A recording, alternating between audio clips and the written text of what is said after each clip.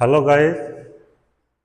मैं अरविंद कुमार गोस्वामी आप सभी का स्वागत करता हूं। मैं आज आप लोगों को पिछला पार्ट पिछला जो चैप्टर था उसका आधा रह गया था, उसके बारे में चर्चा करूंगा। आपको मैं बता दूं कि आईडीडी के बारे में, आईडीडी सिलेबस है। इसमें परिवार को शामिल करना, पुनर्वास प्रक्रियाएं जो होती हैं उसमें परिवार का क्या रोल है, क्या परिवार को शामिल करने से कुछ फायदा है, तो इसी के बारे में डिस्कस हम लोग कर रहे थे। और इसी का अगला पार्ट जो है इस पे आज हम लोग डिस्कस करेंगे। पुनर्वास प्रक्रियाएं जो होती हैं वो दिव्यांगता के क्षेत्र में उनका बहुत ही महत्व है। आरसीआई जो हमारी देश की सबसे बड़ी संस्था है, मुख्य संस्था है, दिव्यांगता के फील्ड में वो पूरे देश पे नज़र रखती है, कार्यक्रम तय करती है, एक मानदंड है, उसी के अनुसार संस्थान चलते हैं और बहुत सारी सुविधाएं दी जाती हैं। वो सामाजिक न्याय एवं अधिकारिता मंत्रालय के अंतर्गत काम करता है। तो संस्था का ही नाम है भारतीय पुनर्वास परिषद, रिहैबिलिटेशन काउंसिल ऑफ इंडिया। तो हम जो चर्चा कर रहे हैं पुनर्वास प्रक्रियाएं जो है, इसमें परिवार का क्या रोल है, फैमिली को शामिल हम करेंगे, कैसे करेंगे, उसकी क्या महत्ता है, क्या उद्देश्य है, क्या लाभ है। तो हम चर्चा कर रहे थे अभिभावक संघ के गठन करने के कुछ बिंदु। जो दिव्यांगजन है उनके अभिभावकों के लिए हम एक संगठन खड़ा कर सकते हैं। उस संगठन बनाने का उद्देश्य क्या होगा कि समय समय पर जो भी सूचनाएं होंगी, जो भी जानकारियां होंगी, हम उस ग्रुप में शेयर कर देंगे। अभी का जो समय चल रहा है वो टेक्नोलॉजी का समय है। लगभग सारे लोगों के पास एंड्रॉयड फोन है, या जिनके पास ऐसे भी परिवार हैं अभी भी हमारे देश में जिनके पास शायद एंड्रॉयड फोन नहीं होंगे, लेकिन बहुत कम उनकी संख्या है। लेकिन कोई न कोई फोन उनके पास भी होगा, फीचर फोन ही होगा। तो हम किसी भी जानकारी को उनके साथ शेयर करने में हमें आसानी होगी, शेयर कर सकते हैं।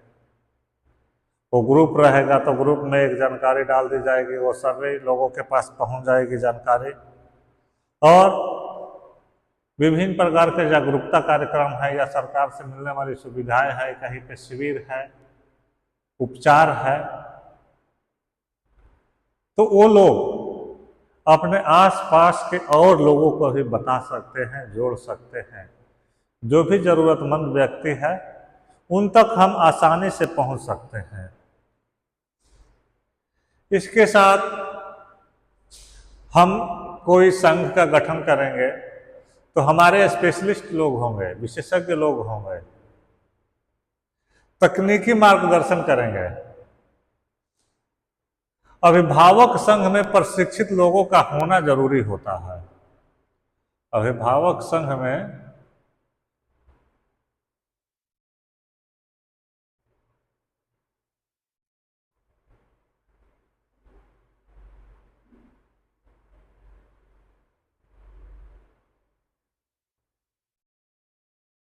अभिभावक संघ एक ऐसा संगठन है जिसके द्वारा आपस में हम अभिभावक अपनी समस्याओं का समाधान सोचते हैं।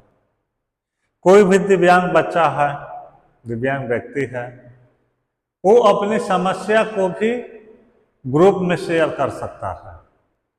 जब वो समस्या को अपनी बताएगा तो हम उसके नैदानिक उपाय भी करेंगे। किसी भी दिव्यांग बच्चों से संबंधित समस्याएं उसके अभिभावकों के अलावा कोई और व्यक्ति अच्छे से नहीं समझ पाता है, क्योंकि अभिभावक हैं, माता पिता है, भाई बहन है, फैमिली के जितने मेंबर हैं, दादा दादी हैं, तो वो भली भांति परिचित होते हैं जिस प्रकार की दिव्यांगता होती है, उनकी समस्याएं क्या हैं, उनकी आवश्यकताएं क्या हैं। तो जो उसके आसपास रहेगा, क्योंकि बच्चा, कोई भी बच्चा चाहे सामान्य हो या दिव्यांग हो, वो सबसे ज्यादा समय कहाँ पे देता है? अपने परिवार के साथ व्यतीत करता है। तो उस हिसाब से उस प्रकार की दिव्यांगता है या जो कठिनाई है, जो समस्याएं हैं, उसके बारे में उसका परिवार सबसे अच्छे ढंग से जानता है, या कुछ आसपास के लोग भी उसकी जरूरतों को समझ सकते हैं। उसका पड़ोसी वगैरह या समुदाय में हम जहाँ पर रहते हैं, 100% तो नहीं, लेकिन अगल बगल वाले 10, 20, 50% समझ सकते हैं। लेकिन परिवार का जो व्यक्ति होता है वो पूरी तरह से अवगत होता है, क्योंकि बच्चे को भी भरोसा होता है कि हमारे फैमिली मेंबर है, हमारे समस्या में ये हेल्प कर देंगे या हेल्प करते भी हैं। अभिभावक संघ द्वारा अभिभावक अपने को अलग नहीं समझते, अपने समस्याओं का हल वो आपस में मिलजुल कर करते हैं। ये संगठन बनाने से उनको एक मजबूती मिलती है, एक प्लेटफॉर्म मिलता है जहां पर वो अपनी बातों को रख सकते हैं। अभिभावकों को भावनात्मक रूप से अभिभावक संघ के द्वारा संतुष्टि मिलती है। इससे वह अपने व्यक्तिगत समस्याओं का समाधान भी निकाल पाते हैं। उनको एक आत्मबल मिलता है, लगता है कि हमारे साथ कोई है, हम अकेले नहीं हैं। नहीं तो दिव्यांग बच्चों के परिवार क्या समझते हैं? बच्चे को बोझ समझने लगते हैं, या बहुत सारी समाज में कुरीतियां हैं। लेकिन जब एक प्लेटफॉर्म मिलता है तो लगता है कि नहीं, इससे पीड़ित सिर्फ हम ही नहीं हैं, हमारे साथ साथ और भी लोग हैं।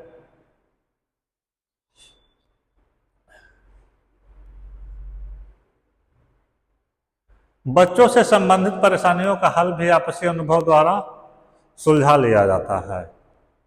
प्रायः देखा जाता है कि मानसिक मंद बच्चों के अभिभावक को व्यवहार में निराशा, तनाव एवं चिड़चिड़ापन एवं अवसाद रहता है।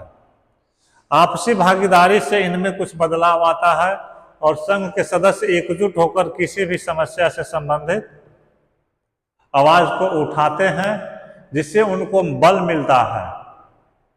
उसको सुनने वाला भी, अगर हम किसी समस्या को अकेले उठाएंगे तो कोई सुनने वाला नहीं है, लेकिन किसी संगठन के माध्यम से, किसी फोरम में हम उसको उठाएंगे, अपनी समस्याओं से अवगत कराएंगे अपने उच्च अधिकारियों को, या हमारे जो राजनेता हैं, हमारे सांसद, विधायक, प्रतिनिधि हैं, विधायक हैं, तो हमें हमारी समस्याओं को सुनने के लिए वो अपना समय देते हैं, और संबंधित अधिकारियों से संबंधित जो जिम्मेवार व्यक्ति हैं उनको भी वो वहां पर बुला सकते हैं, वो समस्या से अवगत करा सकते हैं, और उसे उन बच्चों के अभिभावकों में एक नई ऊर्जा आती है। 1941 में पहली बार मुंबई में children AIDS society, children AIDS society नामक मानसिक मंद बच्चों के लिए विशेष स्कूल की स्थापना की गई थी 1941 में। काफी पहले इस दिशा में प्रयास हुआ था, लेकिन बाद के वर्षों में स्थितियां बदल गई। हमारा देश आजाद हुआ, लेकिन उसमें उस तरह के सुधार नहीं किए गए जितना होना चाहिए। दूसरा स्कूल अभिभावकों द्वारा 1944 में 1944 में school for children in need special care के नाम से खोला गया। अभिभावकों द्वारा खोला गया, उसका नाम क्या रखा गया 1944 में? School for children in need special care के नाम से। इस समय भारतवर्ष में 1000 विद्यालय अभिभावक संघ द्वारा चलाए जाते हैं। अभिभावक द्वारा जहां प्रबंधन में विद्यालय चल रहे हैं, अभिभावक संघ बच्चों के विद्यालय के बच्चों को मुख्य धारा में लाने का कार्य बहुत अच्छे से करता रहे हैं। अभिभावक संघ की अपनी कुछ विशेषताएं होती हैं, जैसे समूह के सदस्यों में एकता की भावना होनी चाहिए, जिससे क्या होगा कि सदस्य एक दूसरे से जुड़े रहेंगे, एक दूसरे से मदद की भावना उनमें रहेगी। समूह के सदस्यों की रुचि एवं धारणाएं एक जैसी होनी चाहिए। अभिभावक संघ में सभी सदस्यों का व्यवहार एक जैसा होना चाहिए। इनके अपने नियम एवं मानक होने चाहिए। समूह का आकार सदस्यों पर आधारित होता है। इसके उद्देश्य क्या है? दिव्यांग बच्चे का अभिभावक अकेले ही समस्या से ग्रसित नहीं है। आपसी अंतःक्रिया होने और अनुभवों को बांटने से उन्हें नैतिक समर्थन प्राप्त होता है। अभिभावक संघ द्वारा दिव्यांग बच्चों की जरूरतों से संबंधित एक दूसरे के अनुभवों एवं ज्ञान के आदान प्रदान का मौका प्रदान करती है।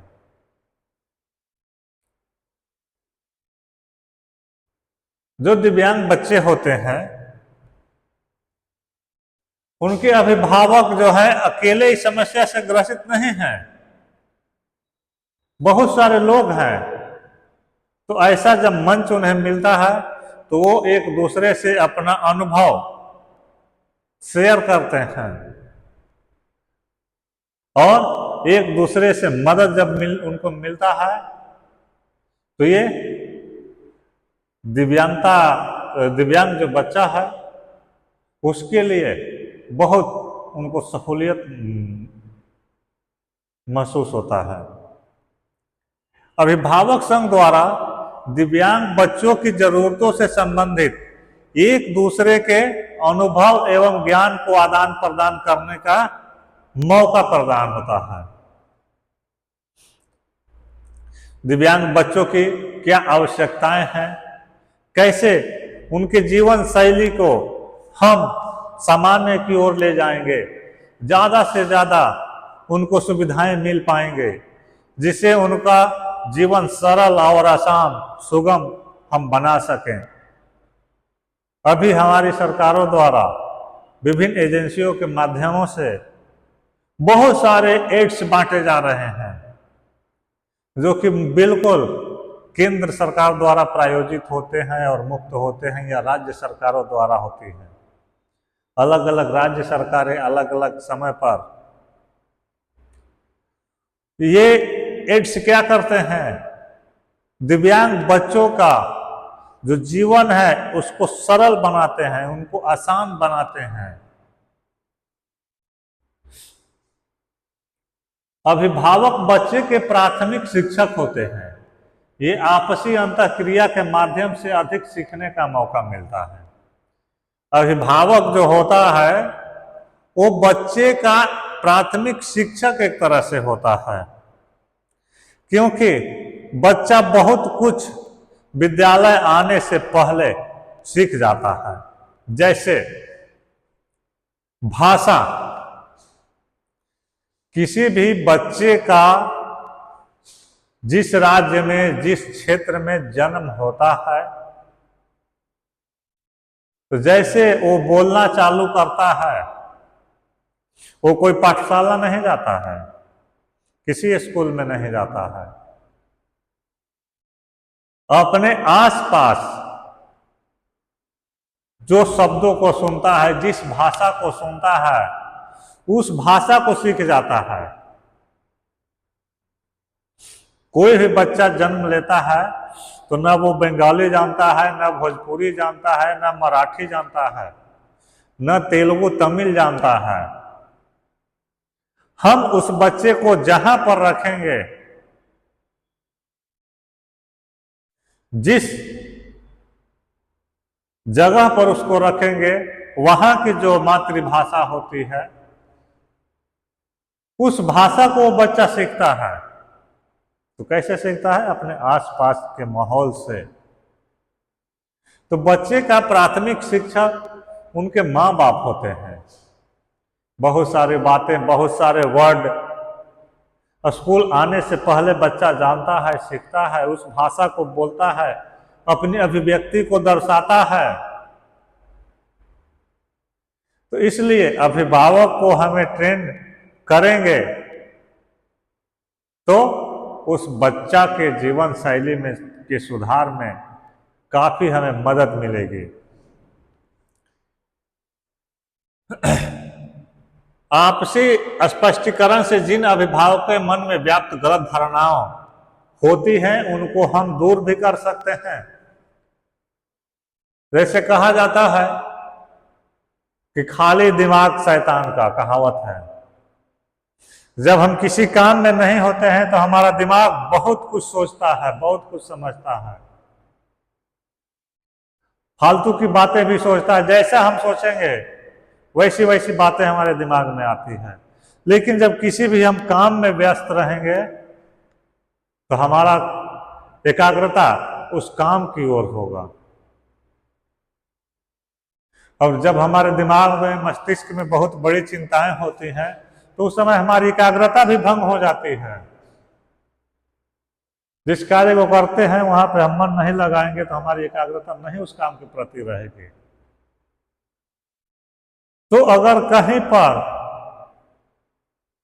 किसी मोहल्ले में कोई एक दिव्यांग बच्चा है, बाकी सारे बच्चे सामान्य हैं, तो उन अभिभावकों को क्या लगता है कि अरे एक हम ही संकट में है, हम ही संकटग्रस्त हैं, बाकी सब तो बच्चे ठीक हैं, हमको परेशानी है, हमारा बच्चा ऐसे करता है, वैसे करता है। तो इस तरह से क्या होता है, उनके दिमाग पर ज्यादा जोर लगता है और उसके चलते उस बच्चे को असुविधा होती है, क्योंकि उनके माँ बाप, उनके गार्जियन की जो भावना होती है वो बच्चे के प्रति उतनी ठीक नहीं हो पाती है। लेकिन जब बहुत सारे वैसे लोग मिलते हैं जिनको बच्चे के साथ ये समस्याएं होती हैं,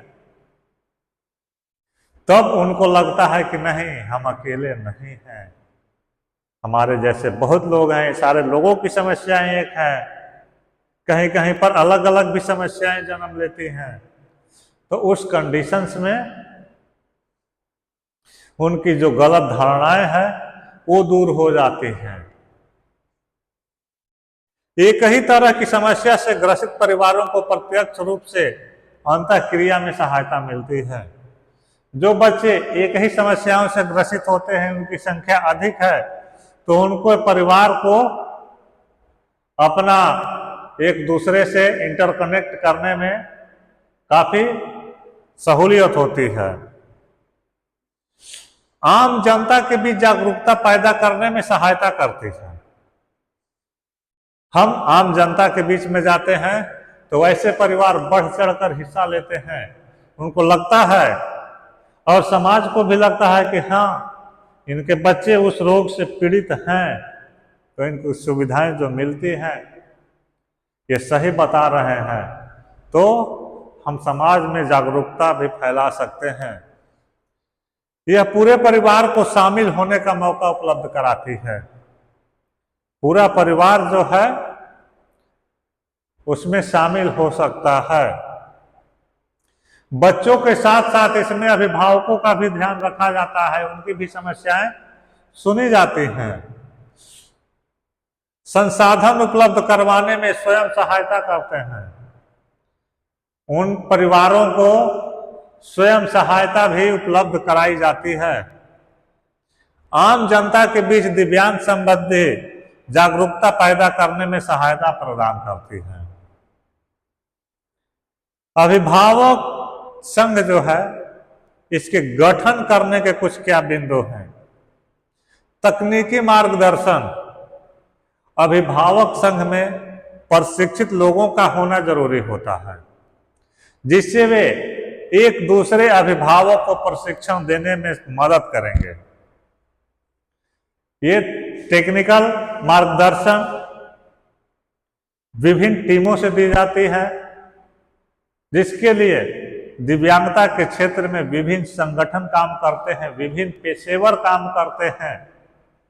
जिन बच्चे की जो समस्या होती है, वैसे पेशेवर हमारे एनजीओ के पास, हमारे सरकारी पेशेवर होते हैं। जो एनजीओ कहीं पर प्रोग्राम रखती है तो वहाँ पर बुलाती है।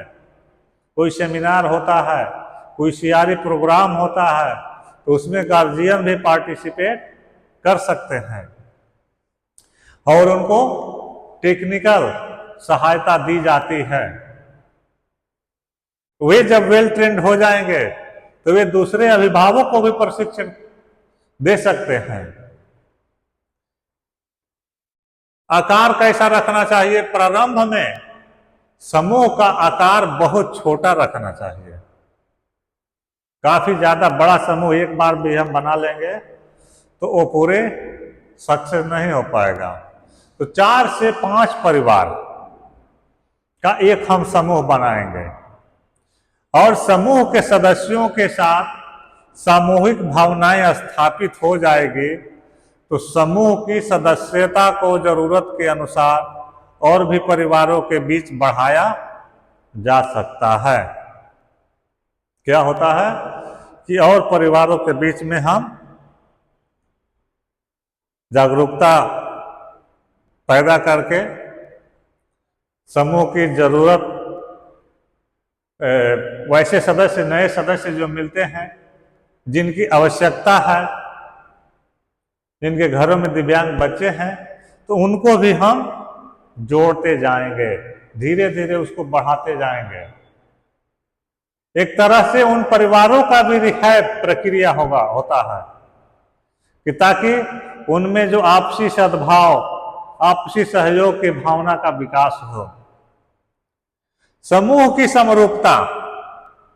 अभिभावक संघ में सभी अभिभावकों की समस्या एक जैसी होनी चाहिए।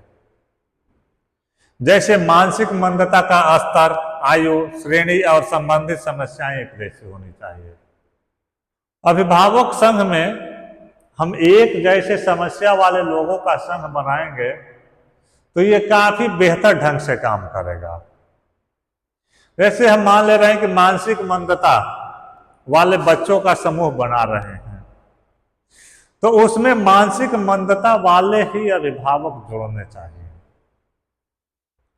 उनमें भी उनका उम्र, उनका मंदता का स्तर अगर एक समान हो तो सिर्फ वैसे लोगों को हम अलग करके अलग अलग समूह बनाएंगे तो वो भी और बेहतर रहेगा। मानसिक मंद बच्चा है लेकिन उम्र के साथ उसकी समस्याएं होती हैं। उसका उम्र 6 साल है, 8 साल है तो उसकी अलग समस्या होगी, 12 साल है तो अलग समस्या होगी। मानसिक मंदता का स्तर भी अलग अलग होता है, तो उसके हिसाब से एक समस्याएं वाले लोग जो होते हैं उनको एक साथ हम मंच पर रखते हैं, ये और बेहतर ढंग से कार्य करेगा। भौतिक सीमाएं क्या हैं कि अभिभावक संघ के सदस्य बहुत दूर दूर के नहीं होने चाहिए।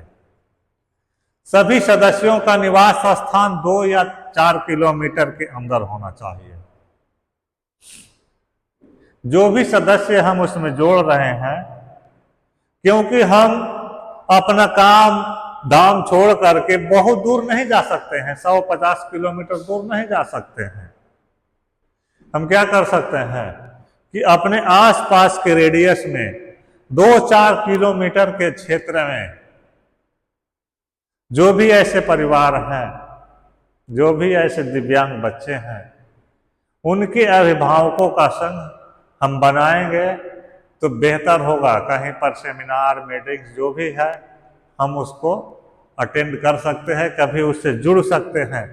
क्योंकि केवल संघ बना करके हम छोड़ देंगे कागजों पर तो उसका कोई मतलब नहीं है। उस संघ का कार्य करना होता है। तो इस लिहाज से उनकी भौतिक सीमाएं भी एक निश्चित सीमा के अंतर्गत होनी चाहिए। विभिन्न प्रकार की सभाओं का आयोजन किया जाता है, सेमिनार के आयोजन किए जाते हैं, तो उसमें हम लोग पार्टिसिपेट कर सकते हैं। डिस्टेंस बहुत ज़्यादा होगा तो नहीं कर सकते हैं। सभा आयोजन के लिए निश्चित स्थान एवं अवधि का होना जरूरी है। जब भी हम इस संघ का मीटिंग बुला रहे हैं तो उसके लिए एक निश्चित स्थान हो। स्थान कैसा हो कि जहां पर आने जाने के लिए सुगमता हो। एक सेंटर बिंदु होनी चाहिए। लगभग सभी के लिए समान दूरी होनी चाहिए। ऐसा नहीं कि हम किसी एक कोने में डाल देंगे, कोई दूसरा एक छोर में है तो उसको जाने के लिए काफी वहां पर परेशानी हो। तो एक ऐसा सेंटर हमें निर्धारित करना होगा कि जहां पर सबका पहुंचना संभव हो, जहां पर सुगमता हो, आसानी से पहुंचा जा सकता है। और अभिभावक संघ के मीटिंग का दिन पहले से ही निर्धारित होना चाहिए। मीटिंग का जो डेट है वो हम हफ्तों पहले निर्धारित कर देंगे तो अच्छा होगा। आए टाइम कोई हम मीटिंग नहीं बुला सकते हैं, कोई अपना किस काम में व्यस्त है, कहां पर है, तो उसको देखते हुए उन समय पर हमें मीटिंग्स बुलानी चाहिए कि सर्वसुलभता हो, सभी लोग पहुंच सके वहां पर। यह संघ की आवश्यकता पर निर्भर करता है कि मीटिंग प्रत्येक माह, प्रत्येक सप्ताह या त्रैमासिक, 6 मासिक या वार्षिक हो। कम से कम 75% उपस्थिति आवश्यक मानी जाती है। ये जो है संघ तय करेगा कि हमारी जो मीटिंग होगी वह प्रति सप्ताह होगी, प्रति महीने हो गया, या प्रति 3 माह पे होना चाहिए, प्रति 6 माह पे होना चाहिए, या साल में एक बार होना चाहिए। उनकी जरूरतें, उनकी समस्याओं, उनकी आवश्यकताओं को देखते हुए ये संघ द्वारा ही निर्धारित किया जाता है। आवश्यकताओं की पहचान हम कैसे करेंगे? प्रत्येक सदस्य अभिभावक की रुचि एवं जरूरत अलग अलग होता है। संघ में जितने सदस्य हैं सभी का आवश्यकता, जरूरतें अलग अलग होती है, एक जैसा तो होगा नहीं। उनकी रुचि, तो क्या किया जाता है हमें कि संघ के निर्णय, हम कोई डिसीजन लेते हैं तो डिसीजन ऐसा होना चाहिए कि सर्वमान्य हो। कोई हम फैसला ले तो वो सभी के लिए फैसला करने में आसानी हो। ऐसा कोई बिंदु, ऐसा कोई टॉपिक नहीं डालना चाहिए कि एक दूसरे की भावनाएं आहत हो या किसी एक व्यक्ति का निजी लाभ होता हो, किसी को कोई आपत्ति नहीं होना चाहिए। तो हमें ऐसे बिंदुओं का पहचान करना पड़ेगा। सर्वसम्मति बनाना चाहिए, अपनी मर्जी नहीं थोपनी चाहिए। बच्चे की आवश्यकता को ध्यान में रखते हुए हम संघ जो बनाए हैं वो किन के लिए बनाए हैं? दिव्यांग अपने बच्चे के लिए। तो बच्चे की आवश्यकता को ध्यान में रखते हुए हम अपनी इच्छा को क्या करेंगे, कम कर सकते हैं।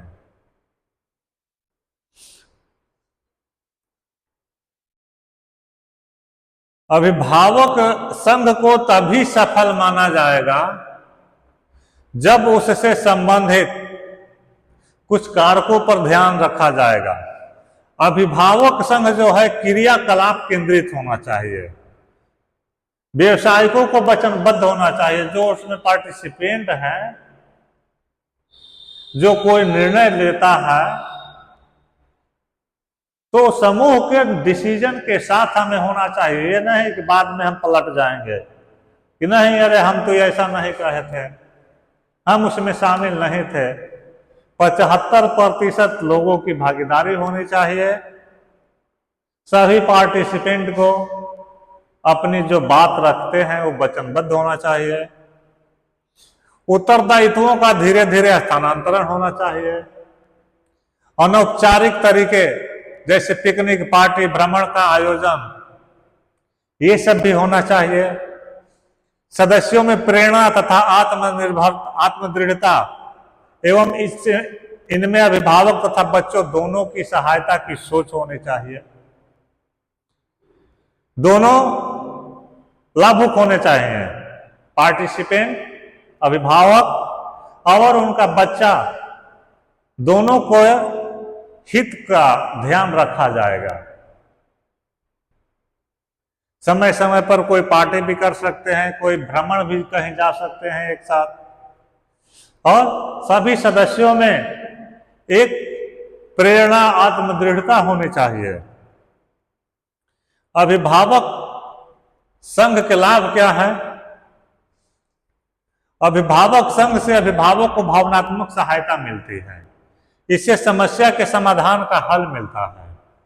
उनमें आत्मविश्वास को पहचानने का एवं उनके कौशलों का विकास एवं भविष्य के लिए एक लक्ष्य, एक गोल हमें चुनने का मौका मिलता है। दूसरे बच्चों के प्रति भी अभिभावक के मन में अच्छा दृश्य विकसित होना चाहिए। परिवार को सशक्त हम कैसे बना सकते हैं?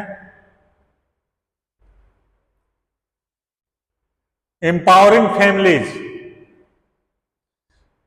सशक्त परिवार कार्यक्रम आवश्यक संसाधनों वाले तनावग्रस्त और अक्सर अलग अलग परिवारों को जोड़ता है।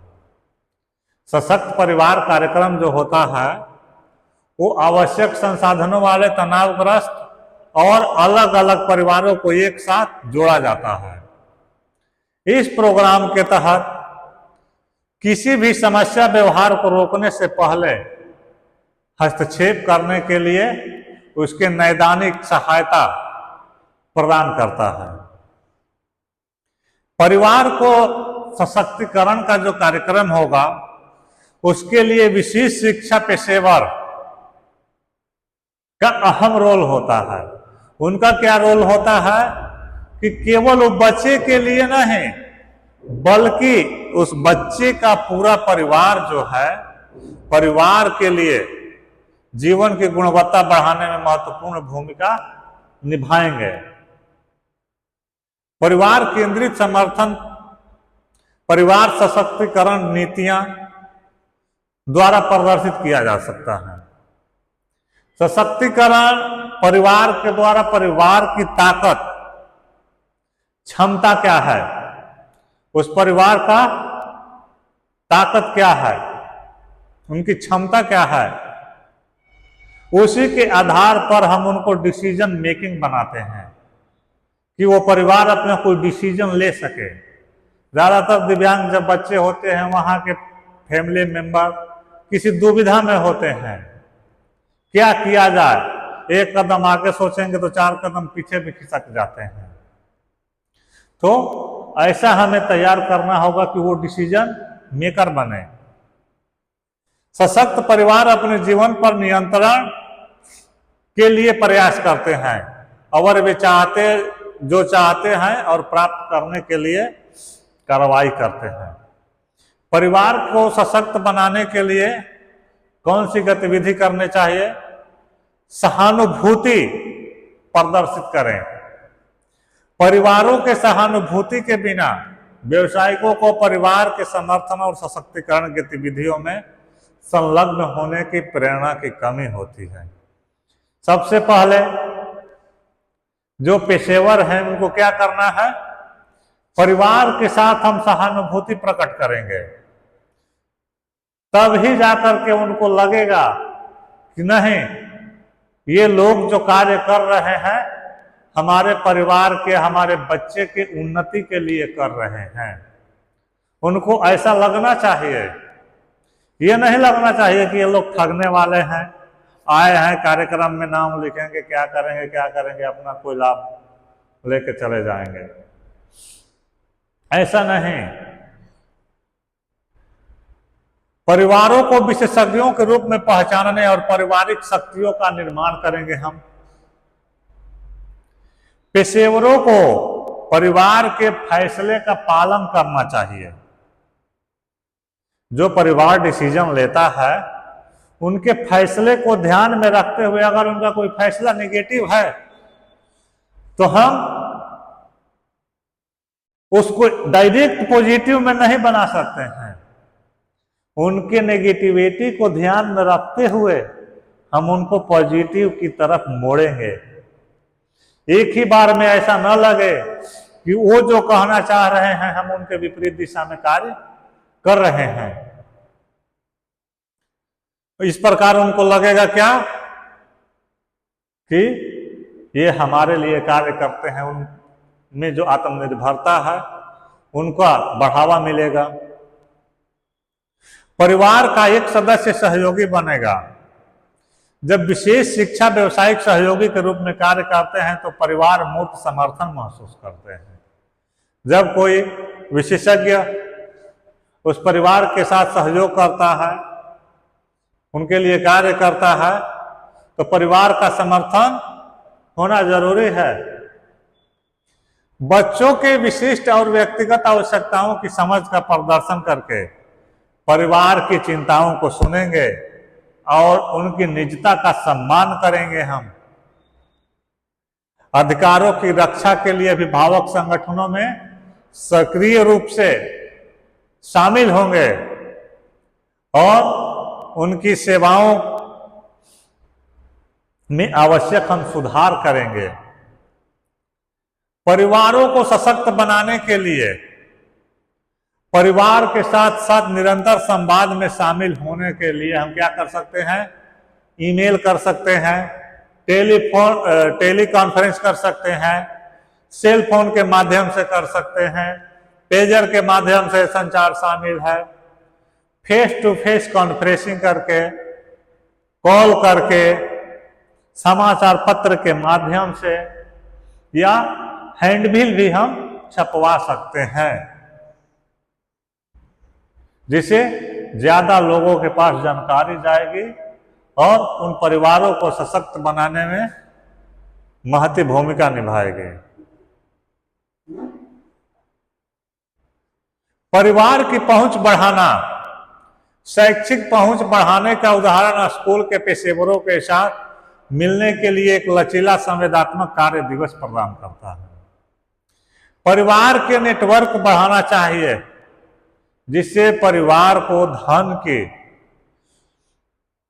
सहायता एवं सुविधा प्राप्त किया जा सके। क्योंकि धन की आवश्यकता तो है, तो हमें कुछ ऐसे उपाय भी करना चाहिए कि बच्चे के परिवार का आय भी बढ़े।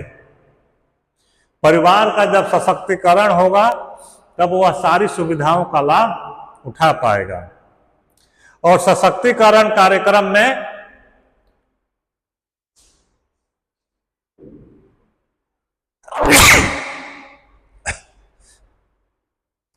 समर्थन प्रणाली बढ़ाएंगे और परिवार के अन्य सदस्यों को भी हम शामिल करेंगे। तो इस तरह से हम परिवार को सशक्त बना सकते हैं, उनके अभिभावकों को हम सशक्त बना सकते हैं और सरकार के विभिन्न कार्यक्रमों की जानकारी, विभिन्न सुविधाएं जो मिलती हैं उन तक हम आसानी से पहुंच सकेंगे। एक हमें क्या करना है, एक चैनल के माध्यम से काम करना है, सरकार और परिवार के बीच का। तो स्पेशल एजुकेटर जो होता है उसको धैर्य की काफी आवश्यकता होती है, पेशेंस का होना बहुत जरूरी है, घबराना नहीं है, चींटी के जैसा अपने कार्य में लीन रहना है। चींटी को देखते हैं ना आप लोग, अपने शरीर के वजन से ज्यादा बोझ उठाती है चींटी, लेकिन धीरे धीरे ही सही काफी धैर्य रखती है। जल्दबाजी में चीता जैसा नहीं दौड़ती है कि कुछ 100 मीटर जा करके फिर रुकना पड़े। तो स्पेशल एजुकेटर को काफी धैर्यवान होना पड़ेगा, धैर्य रखना पड़ेगा, तभी वो परिवार को, समुदाय को, दिव्यांग बच्चे को वो सुविधाएं पहुंचा पाएगा। तो इस अध्याय में आप लोग क्या समझे, क्या जाने, परिवार को शामिल किया जाए, पुनर्वास प्रक्रियाओं में किस तरह से हम परिवार को इन्वॉल्व करेंगे। तो आज के चैप्टर में आप लोगों के साथ बस इतना, आगे नए कॉन्सेप्ट के साथ पुनः मिलते हैं। धन्यवाद।